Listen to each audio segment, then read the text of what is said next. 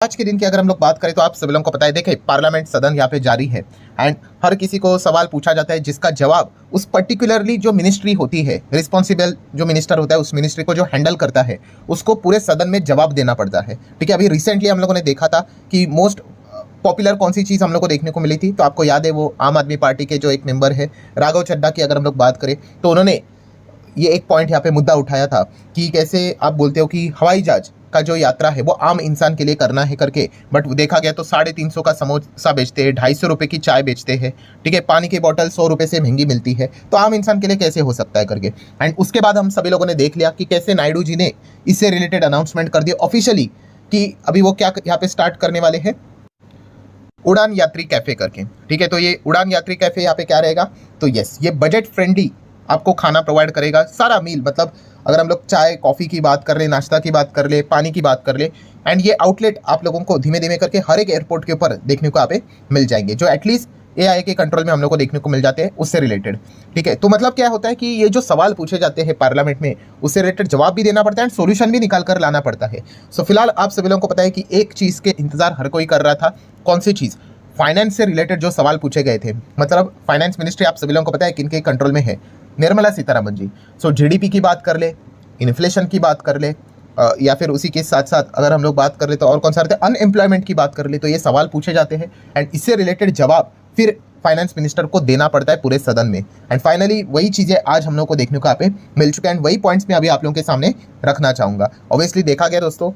तो आप लोगों के नॉर्मल मीडिया में सारी चीज़ें देखने को यहाँ पे नहीं मिलेगी। ठीक है, जिस दिन हमारे देश के लोग इस प्रकार की चीज़ों के ऊपर ज़्यादा फोकस करना स्टार्ट करेंगे फिर सरकार को भी क्या करना पड़ेगा, खुद को में बदलाव लाना पड़ेगा। ठीक है, तो चलिए अभी हम लोग यहाँ पे बहुत ज़्यादा जो उनका लंबा चौड़ा स्पीच था उस पर नहीं जाएंगे, पॉइंट टू पॉइंट यहाँ पे बात करेंगे। फर्स्ट पॉइंट की अगर बात करेंगे वो है जीडीपी। सो आप सभी लोगों को पता है कि रिसेंटली जीडीपी हम लोगों का कैसा यहाँ पे आया था, रिसेंटली तो यस खराब आया था, इसके पहले अच्छा ही था, आप देख सकते हो लगातार 7.7 से 7.8 हुआ। ठीक है, उसके बाद भी अच्छा आया, उसके बाद भी अच्छा, मतलब अनुमान से अच्छा ही आ रहा था। ठीक है, मतलब लगातार अच्छा आ रहा था, बट लास्ट के अगर हम लोग 2 क्वार्टर्स की बात कर ले, क्वार्टर 1 के जीडीपी की बात कर ले 6.9 से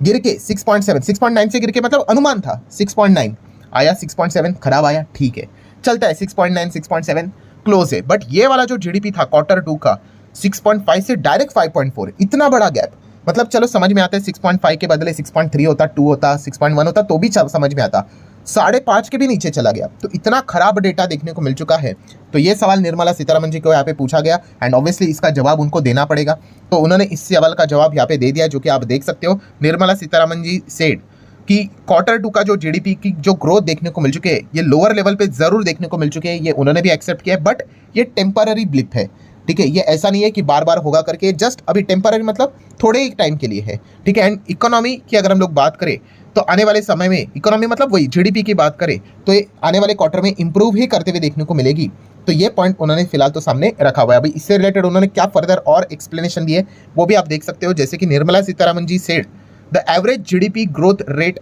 had been 8.3% for the past 3 years. So हमारे देश के अगर हम लोग ग्रोथ की बात कर ले पिछले 3 साल का डेटा निकाल ले तो उसका एवरेज निकल कर आता है 8.25% एंड ये बहुत ही आउटस्टैंडिंग नंबर है as compared to the global standards. ये पॉइंट उन्होंने सामने यहाँ पे रखा हुआ है। देन अगर हम लोग बात करें तो उन्होंने बताया कि नो डाउट पहले क्वार्टर की बात करें तो 6.7 था, सेकेंड क्वार्टर में 5.4 था, जो कि no doubt slower than expected था, बट जैसे कि उन्होंने अभी यहाँ पे आप लोगों को मैंने यहाँ पे दिखाया कि उन्होंने क्या बोला है कि एक टेम्पररी ब्लिप है, आने वाले क्वार्टर में ये सारी चीज़ें वापस नॉर्मलाइज होते हुए देखने को मिलेगी, तो इसकी चिंता करनी नहीं चाहिए। सो जीडीपी से रिलेटेड जो पॉइंट उन्होंने उनको पूछा गया था उस सवाल का जवाब उन्होंने इस प्रकार से यहाँ पे दे दिया, आप चाहो तो नोट करके चल सकते हो।